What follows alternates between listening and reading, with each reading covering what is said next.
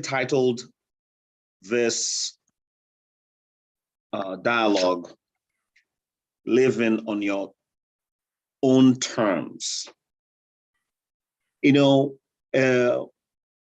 Americans were surveyed. I can't quote exactly who did the survey, but I remember coming across the survey, and I think it was something like one third of Americans are not happy with their lives. They're not happy with the way things are going.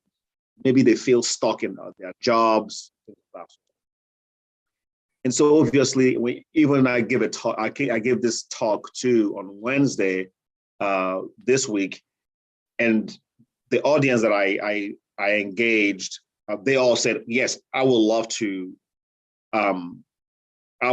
be able to live on my own terms, which suggests that, they are not living on their own terms.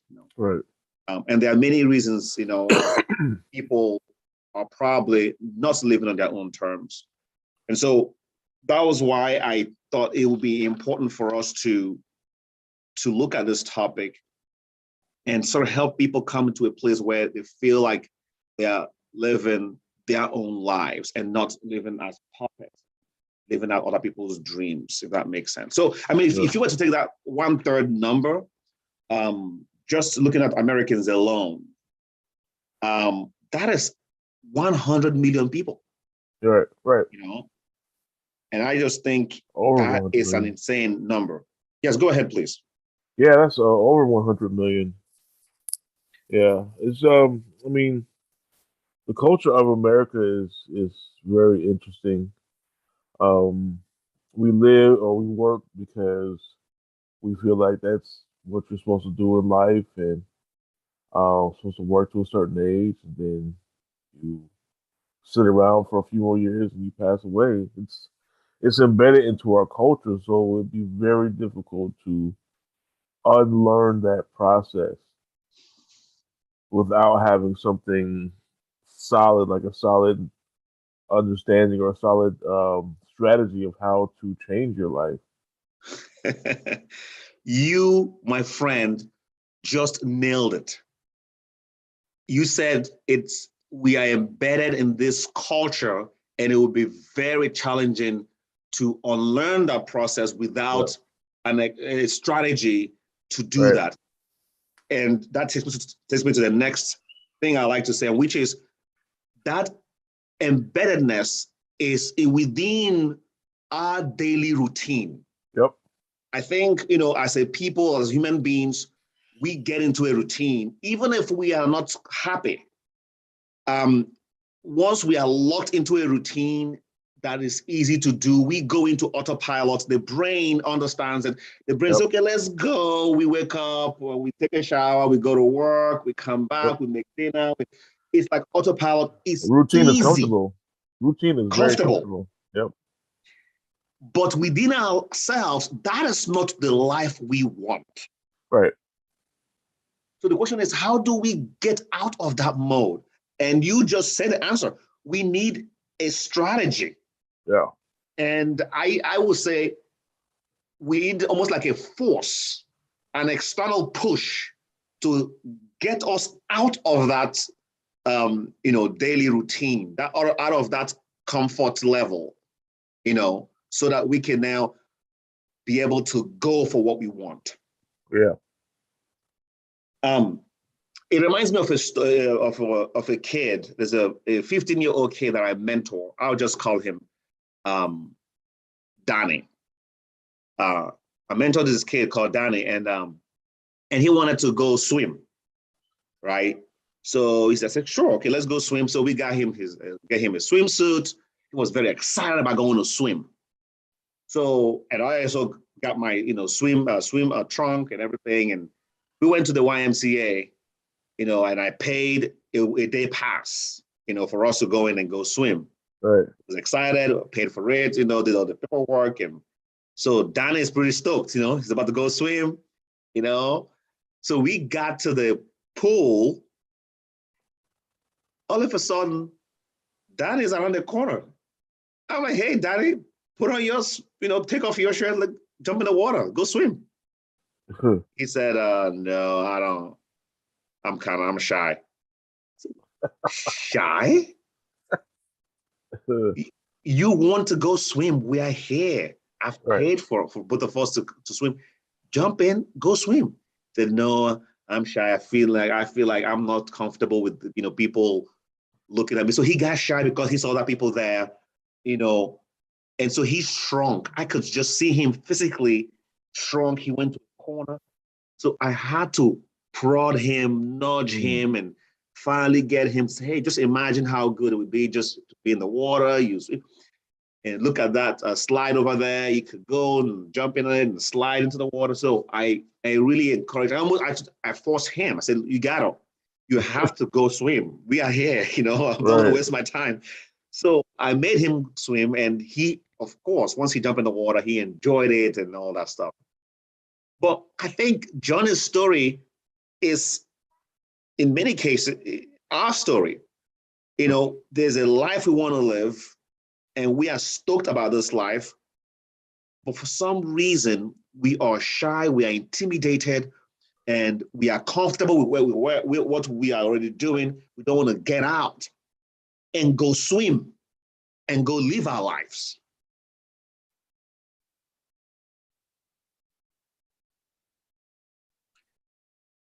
So I have identified three. There are three steps in my humble submission that we need to pay attention to if we are going to live on our own terms and become unstoppable. Three steps. The first one is what I say, be well. Second is be clear. And third is become unstoppable. Be well, be clear, become unstoppable. Now, this dialogue that we're having today I think is going to be part one, because we won't have enough time to delve into all this, to unpack all of this. Because the way I see it is, when it comes to each of these items, be well, be clear, be unstoppable, we have to look at it across three dimensions. As we are being well, we have to build character, build our clan, and build our community. As we are being clear, we have to build character, build our clan, build our community. As we are becoming unstoppable, again, we have to build character, build our clan, and build our community. When I say build character, I mean we have to build ourselves. We have to become comfortable with who we are, build our character, be content, be firm, and solid in our identity. That's part of being, building your character. When I say building your clan, I'm talking about making sure you know who is your ally, who is within your inner caucus. That is your clan. Your few friends, your few family members who are like your go-to people. You need to identify those. I asked the group I talked to this week, to make a list of their go-to friends and family members. Some of them couldn't even do it. They never thought about it. So how can you live on your own terms if you don't know, your people, if you don't know the folks that you're going to have to rely on and those that rely on you? How can you do that? So it's important that we build our clan and nurture that clan. And then the third dimension is building your community. We need to spend time building our community, and that is our social network and so on. And we need to be intentional about these dimensions. So again, it takes time to do this. And sometimes we can actually succeed in building character and building our clan. If we don't build our community, it is going to be darn hard, in my humble opinion, to live on our own terms. It's important that we figure that out, our community, and we need to build it or at least contribute to it.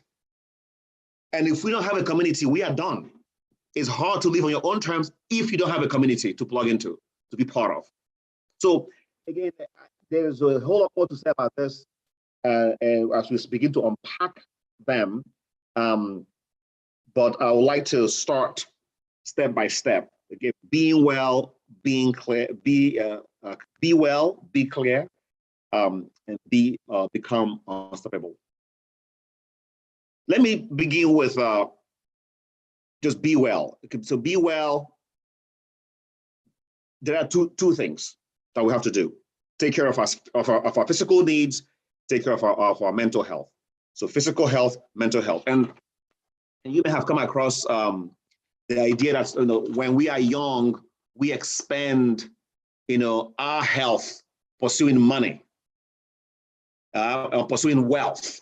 When we are young, you expend your health pursuing wealth, and then when we are getting older, we do the reverse. We begin to expend our wealth to get back our health, right? And so it's important to know this now, whatever we are now, and understand that we need to conserve our energy and preserve our health, and our health is our wealth. That's the first step, right? So I mean, we don't need to beat over this dead horse. I mean, this horse. We already know that part of it. Whether it's exercise, whether it's food, meditation, all those stuff help us with our physical and our mental well-being. And this since the pandemic, I believe that what you're saying is starting to happen more, though I'm not sure if it's to the level that we needed to. Saying that we're starting to look out for our own health instead of sacrificing our minds and bodies to the company or to the purpose. And I think that the pandemic kind of jolted us out just a little bit of that. We're not fully out, but I think that's extremely important because a lot of us we dedicate our lives to whatever job that we have, and it ends up being such an engraved part of our identity that we let other elements of our lives kind of go by the wayside, whether that's our family, our kids, our wives and husbands. We end up sacrificing almost, in a religious way, we're sacrificing our the love of our families, for the loyalty of this job. And Mm-hmm. and we do that because we see it's connected, right? Because we have this job which helps us take care of our families, and taking care of our families helps us to love each other. And I can't do that if I don't go to work, though, and it can become cyclical, right? Instead of focusing on what is, in my opinion, in my very humble opinion, most important, which is that attention of your family. And yes, we do need to be comfortable and have food and clothes and the amenities of life, and those things are important. But I think that for too long we've sacrificed our personal, mental, and spiritual and physical health, and our family's health for that job, Mm. thinking that they're all connected when they're not as strongly connected as it used to be. It's just my opinion. And let me just to clarify by saying that when we take care of our physical and mental health, we are being well and also building character. So imagine when you take care of your physical health, whether it's through exercising or cooking a good meal to nourish yourself, you are building character. It's a way to honor yourself, honor this temple, as some may call it, right? And that helps you have a strong sense of identity in who you are. When you take care of your mental health, you are also building character, whether it's through meditation, whether it's through just spending time in silence and so on, right? So I wanted to say this is how we build character. It's a seamless process, but it's very powerful.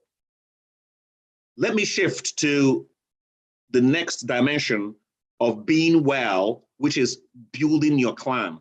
The way to build your clan is to address the emotional needs of those around you. You first of all have to identify your core people, your favorite people. I told the group I met with on Wednesday this week, say, look, make a list of folks that your go-to folks, your favorite people in the world, Put it on your mirror so you see them every day.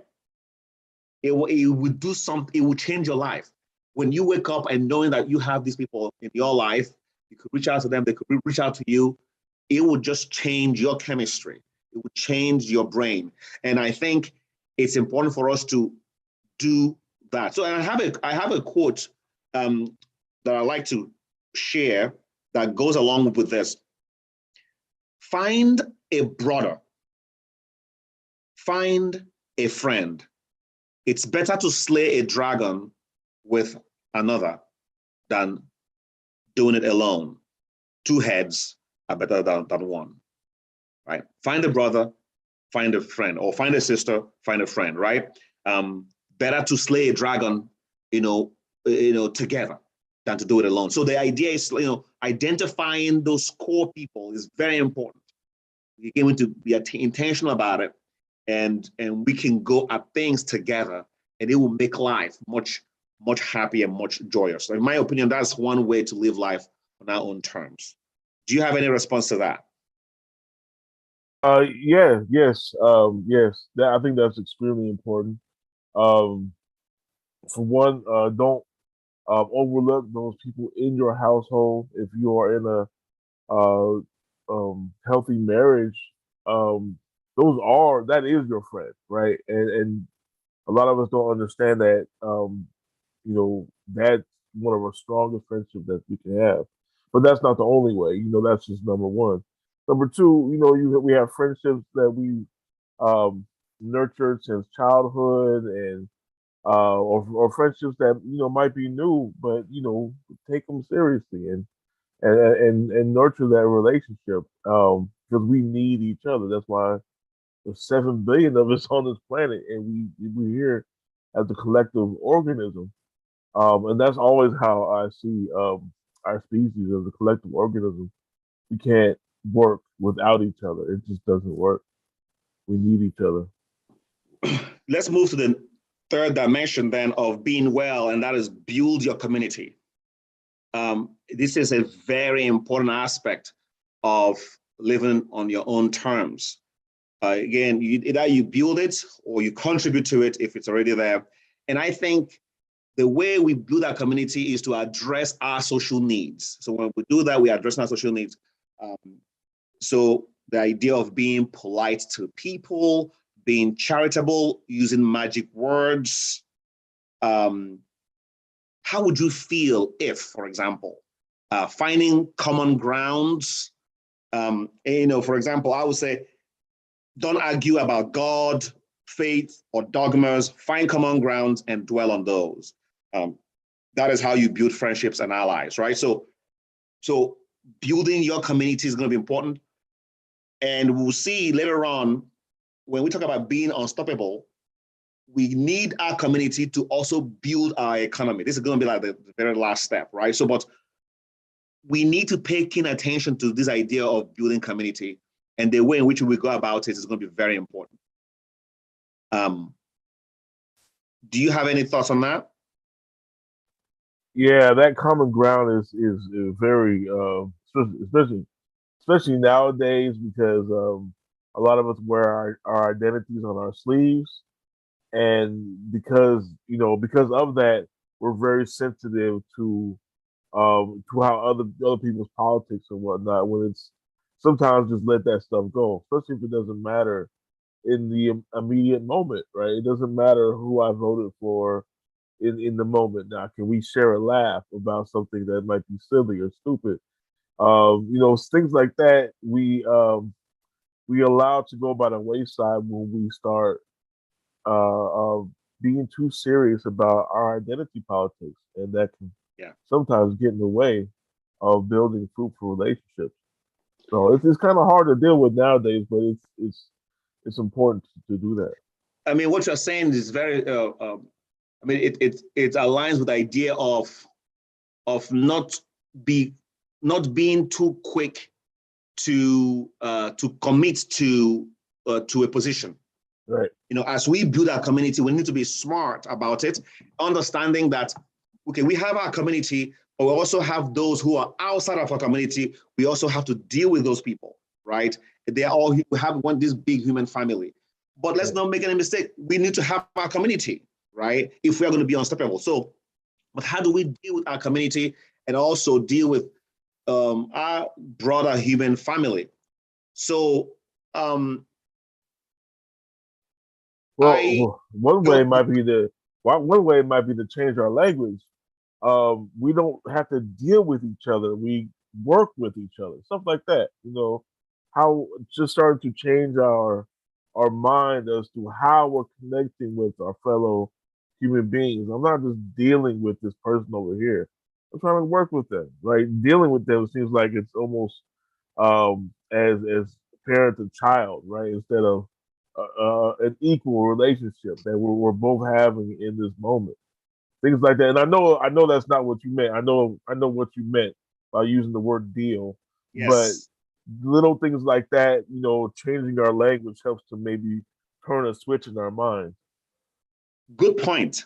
So, but I also think that we have to be wise, right?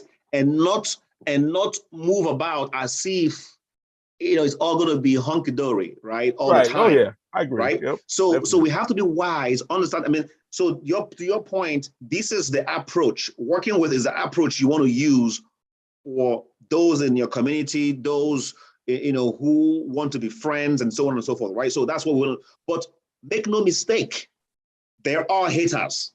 Yeah. Yep. Make no mistake. Make no mistake. There are enemies. Make There no are mistake about obstacles. that, right? Yep. So There'll be we obstacles. need to and that is we need to be very clear about this and teach people, how to. So that's why being wise is important. So what I would suggest is, look, learn how to blend in, right? Learn how to blend in, and don't always show your cards, right? Don't always show your cards. Don't let people see you coming, and don't telegraph your moves all the time, right? And then that way you only do that with the folks that have earned your trust. You can pull them aside and tell them, here's what I'm thinking about doing. But don't let people know what you're trying to do all the time, because there are haters, there are enemies that want to stop you. They want to stop your promotion. They want to stop your advancement, right? And in some cases, they want to eliminate you. They want to steal from you. They want to steal from you. And so if you always are out there, you're shining and you telegraphing your moves, the haters are going to come, and they're going to want to silence you. So I would say, let's be smart about it. Let's know who to work with, but let's also know when to blend in, when not to show our cards. We can work behind the scenes and let people just see the results of our hard work, as opposed to seeing the process. If that makes sense. Yeah, it does definitely does make sense. And I wasn't trying to suggest that we just kind of keep ourselves completely open as we move through the world. We definitely have to be strategic. I just wanted to kind of impress upon the fact that changing our mindset will help with that. But we definitely do have to be smart and strategic with how we maneuver through the world, because Earth is a tough place and it can get really bumpy out there. So I think if we do these things, we are being well. Our well-being goes up. So we take care of our physical and mental health. We build character that way. We build our clan by taking care of our emotional needs as we attend to those around us. And then we build our community by addressing our social needs, again, being wise in the process, understanding we have friends, we have enemies, and um, and so on and so forth. So that is how we're going to be well. So that is one aspect. So let me go to the next aspect of being clear. So you're going to be well, but you need to also be very clear about what it is you want to do. So again, let's talk about being clear under building your character, building your clan, and building your community. Being clear. I will say the first thing we want to do when it comes to being clear while building our character is to clean up and declutter physically. I mean, the goal is to clean up our minds, and declutter our minds. Decolonize is part of it, right? But I think when we actually physically clean up our space, it actually helps our mind to be clear. What do you say about that? I think that everybody has their way of being. Somebody's room might look like a clutter to somebody's. It might look like to that person, it might be like, this is how I flow.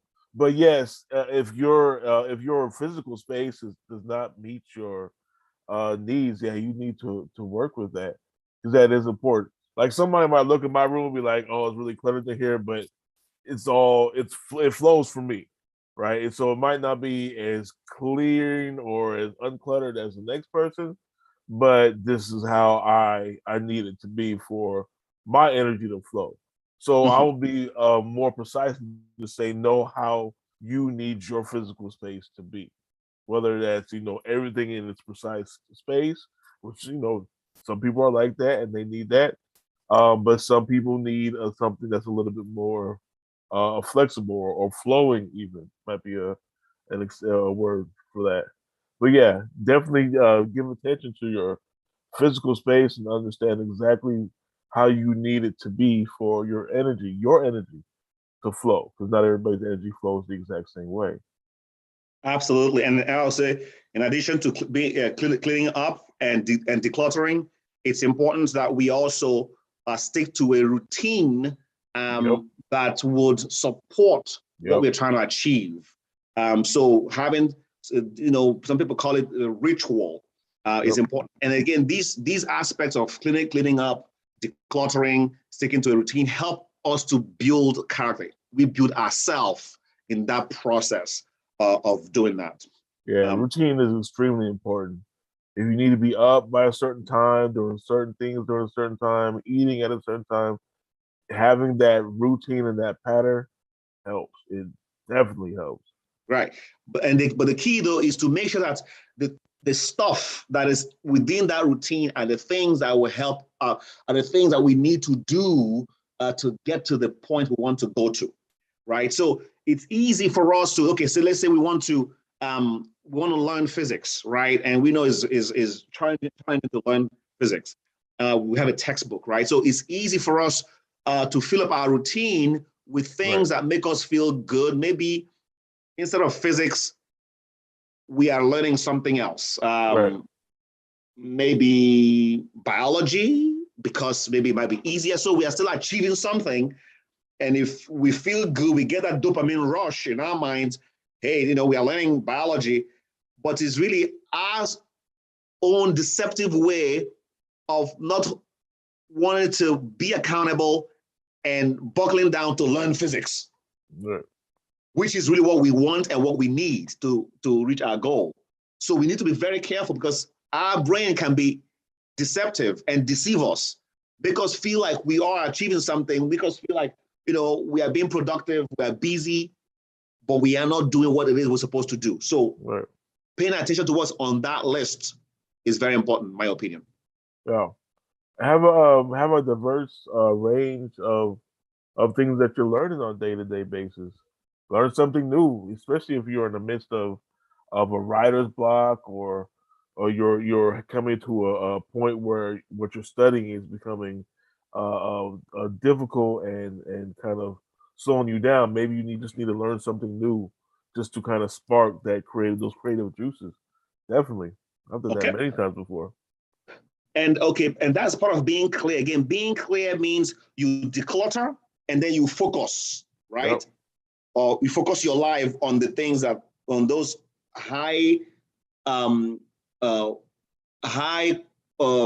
priority items that will help you get to where you want to go. That is how we get to live life on our own terms. So that is being clear. And so let me shift from building character to building your clan when it comes to being clear. So again, we mentioned earlier, you want to make a list of those who are your people, right?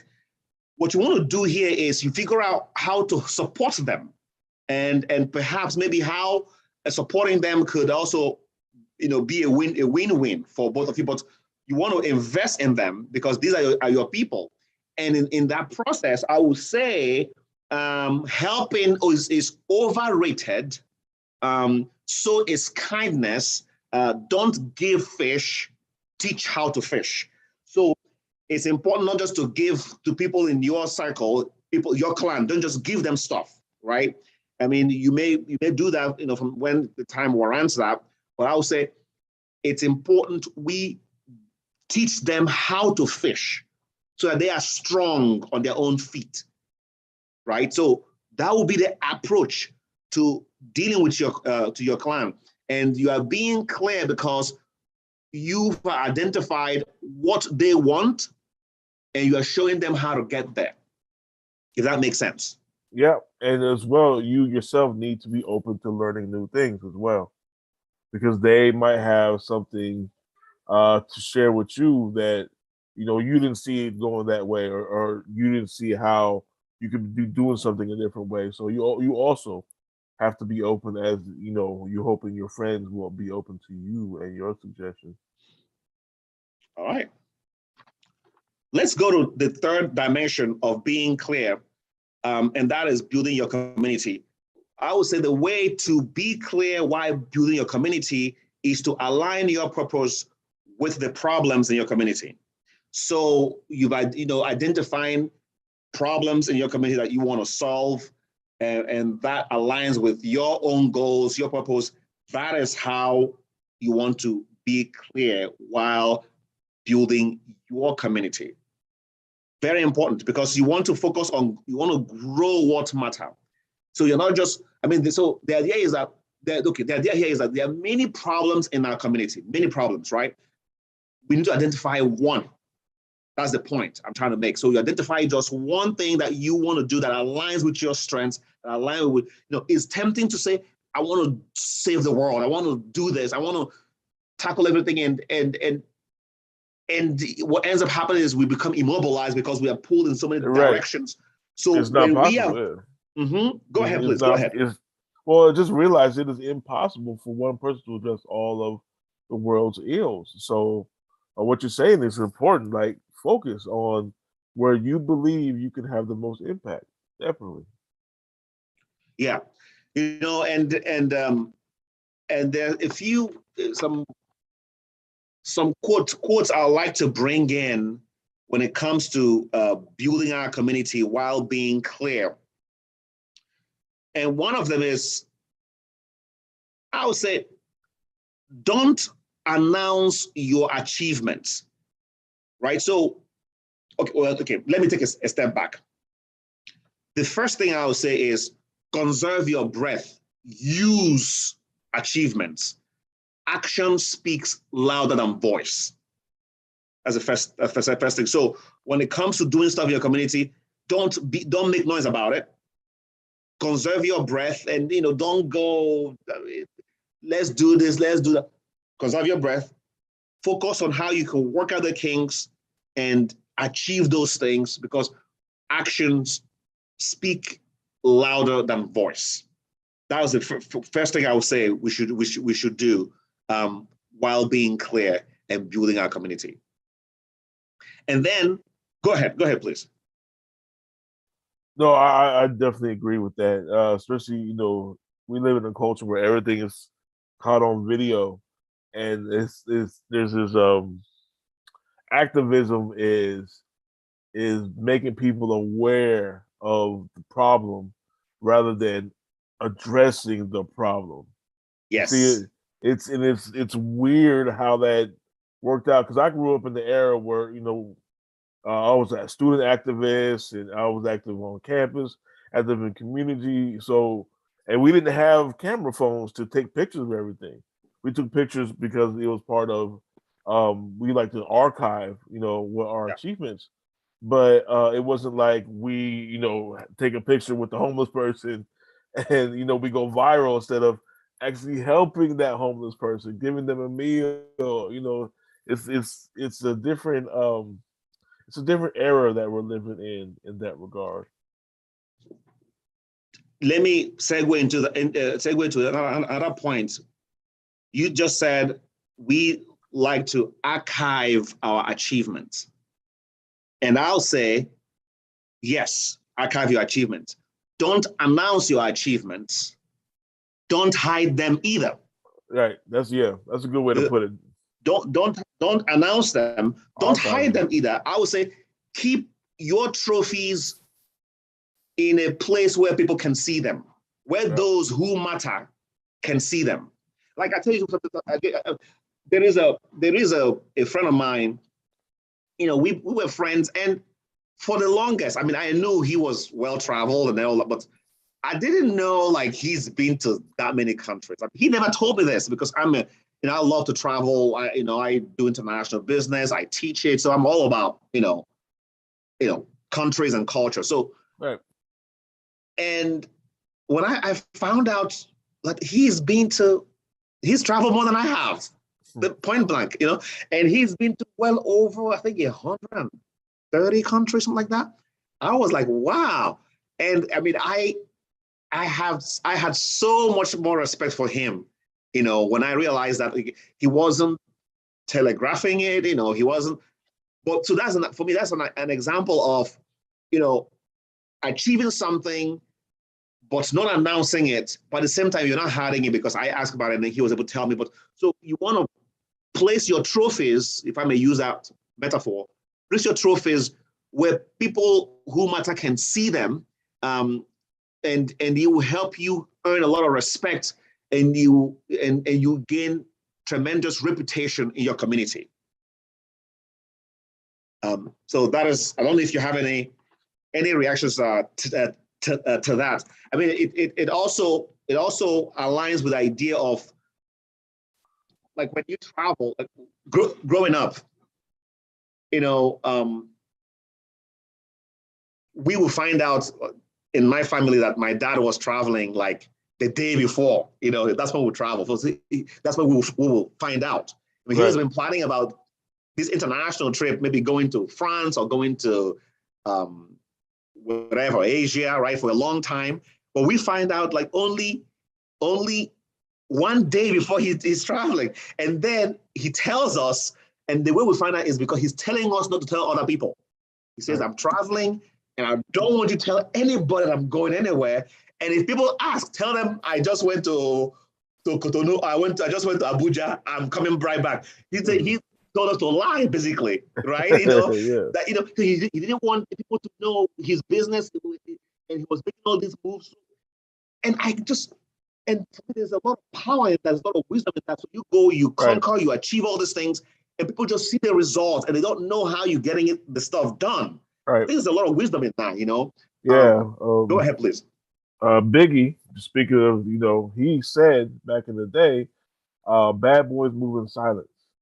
Say it again. Bad boys move in silence. And he was, of course, speaking to the record company he was with, Bad Boy Records. But I think that his overall point was exactly what you just said.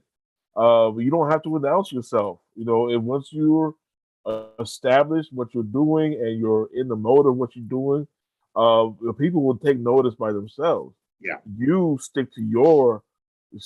focus and stick to your purpose, your goals, and the recognition will come later.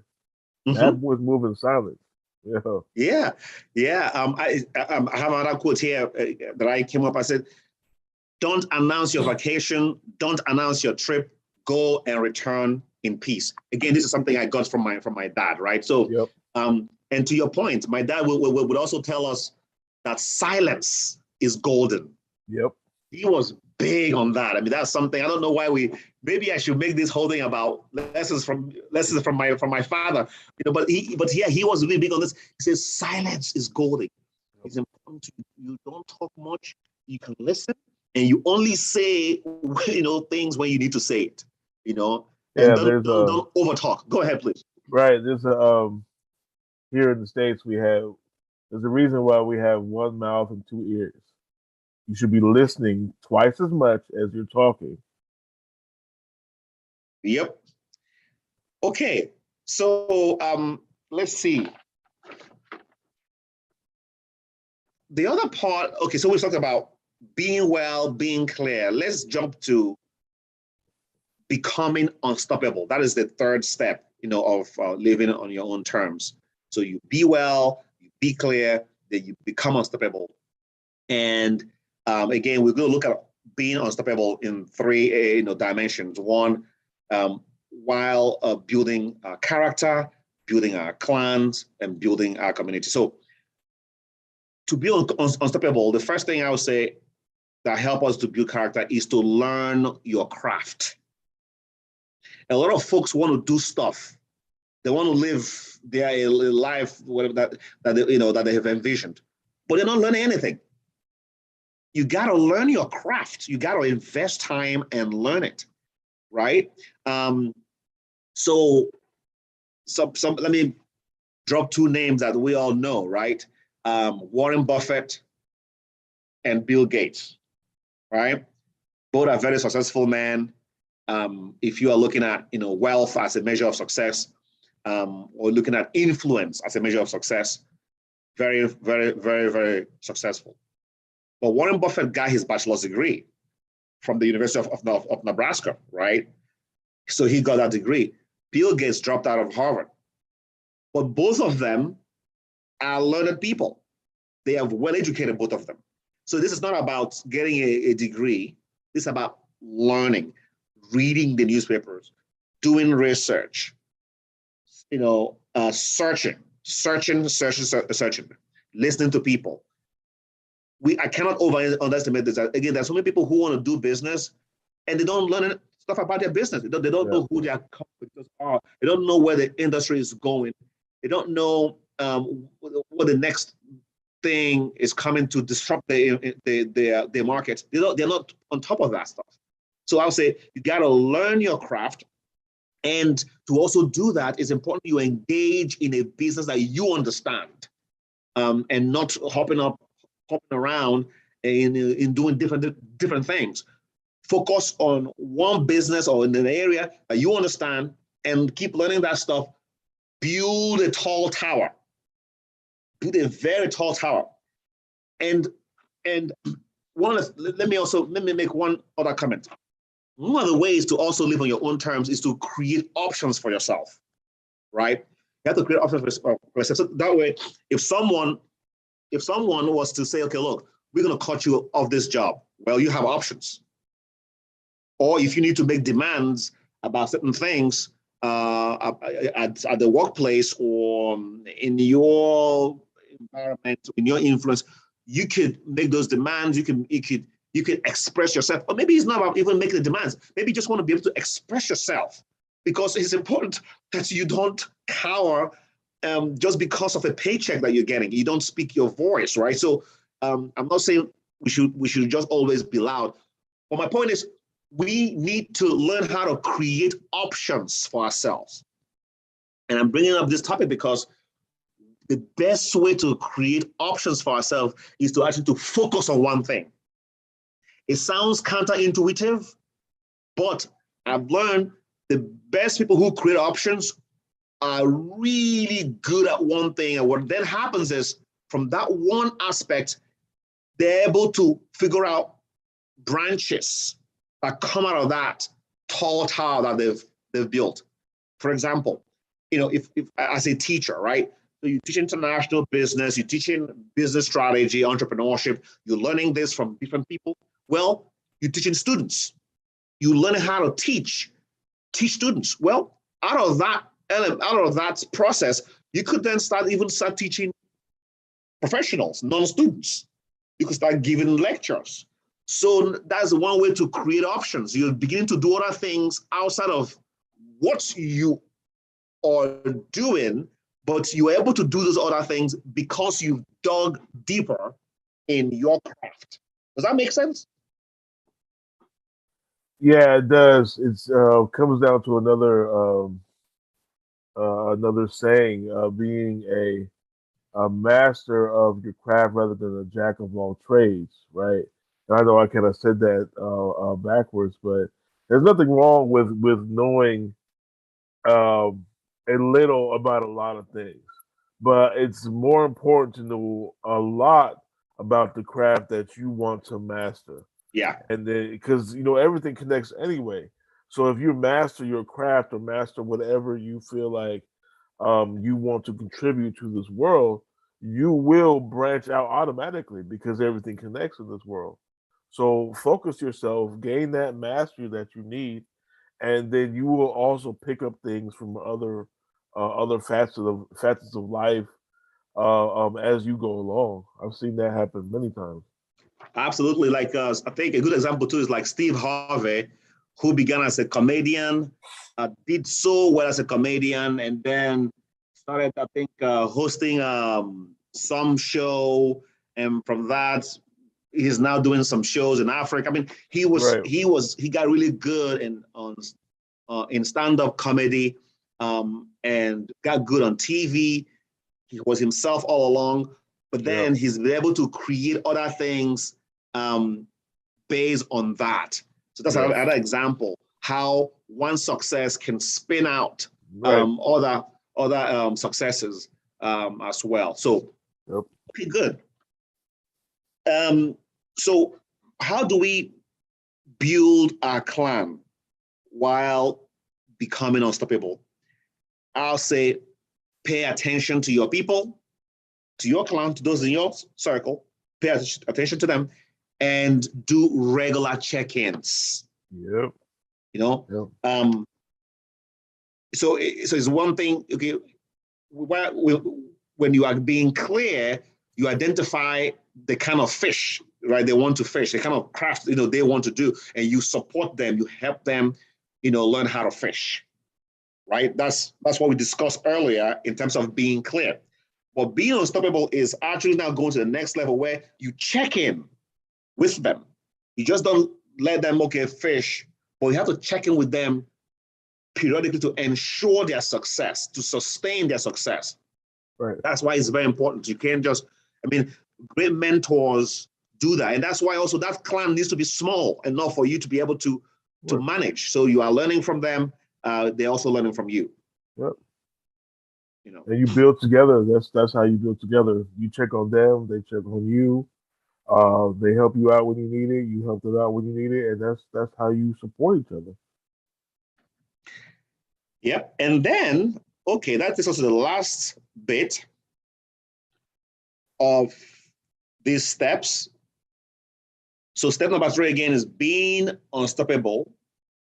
And that third dimension is community. How do we build community while being unstoppable, right? So I would say create your own economy.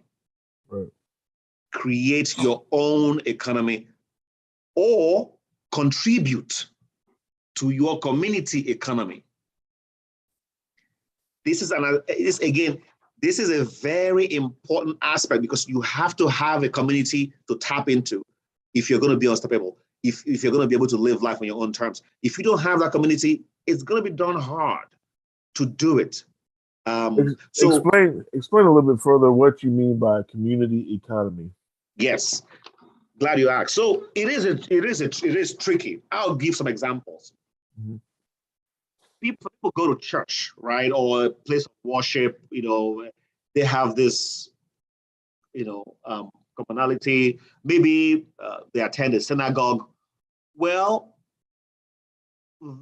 those people there can be your community, but just because you go to church doesn't mean your church is your community. Let me be clear about that, right? So, some people are going to church and they just go feel good, and they're giving all their money to the pastors. That is, for me, you are being used, right?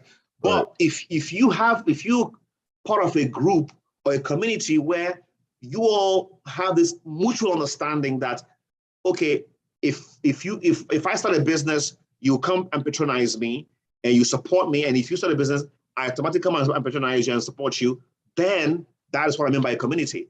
And it is hard to do. To get it done well, you need to have a base where people feel like they can trust each other. You need to espouse similar values. That's where it begins. All communities are founded on a common value, right? Or common values, right?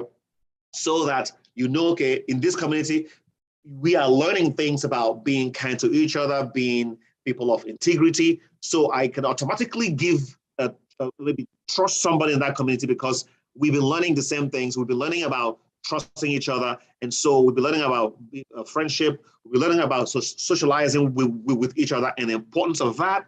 And so I can easily build build an economy with that community or contribute to that economy. So that is what I mean. And a lot of folks don't have a community. A lot of folks don't have a community, just floating around, and they get money and they spend it anyhow, and and you can never really live on your own terms. And the reason why it's important to live on your own terms, to have a community is that if you fall on hard times, your community can easily rally behind you. And that could be very, very powerful. I know in some communities, people will start a business, and the business is still very shaky. The product is not quite where it needs to be. They can't really compete with folks outside of their community. But because they have that community, the community buys from them. But there's an understanding that as the community buys from them, they're using the proceeds, any profits to improve the quality of their product. It's not, they don't take advantage of that and just say, okay, I'm just going to rest on my laurels and depend on my community because they're patronizing me. No. The patronage is actually an encouragement to improve so that you can then go out and compete with other people. So that is what I mean by building your economy within your community. Makes sense. Yeah. And you do that well also by offering superior quality. Your goal should be offering superior quality, whether it's products, whether it's services. You don't compromise on that. You're always going for superior quality. Okay. And you need to roll up your sleeves and dig in and make sure you understand what you're doing and teach those who are helping you craft your product, offer superior quality. You do that, you make your community happy, and then you can also make the world happy as well. So that is what I say about that. And what happens is, if you think about like an industry as a pyramid, well, it turns out that the bottom of the pyramid is always crowded. Very, very crowded. There's a lot of people there. And so the mistake we make sometimes is that, when we want to start a business or want to start an initiative, we want to do it like everybody else. Well, it's already crowded. Everybody is doing the same thing, right? It turns out that there is more room at the top. So what happens is, if you can tell yourself, I want to be excellent, I want to excel, I want to be the best, you find out that you actually be more successful because there's more room at the top. There are fewer people who are going for excellence. Everybody's doing the same old thing here. So when I say offer superior quality, it's a call to move to the top of that pyramid, and leave the crowded basement. So the idea is for you to be the best at the top. And when you do that, you become unstoppable. You live life on your own terms, and you build your community at the same time.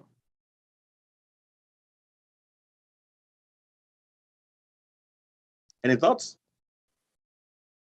No, it all connects and comes together, and I think that that's definitely the point that you are driving home, is that none of these things work without attention to all of them, and to be successful, you need to ensure that you're covering all your bases in this regard. All right, I'm gonna end with this quote: beg no one, mind your own business, create options for yourself, because a beggar has no choice. That's right. That's real. And with that, I think if we could do some of those things, I think we at least tend towards living life on our own terms, and we become unstoppable. Real. Well, I want to thank everyone for tuning in. Ubuntu. Ubuntu.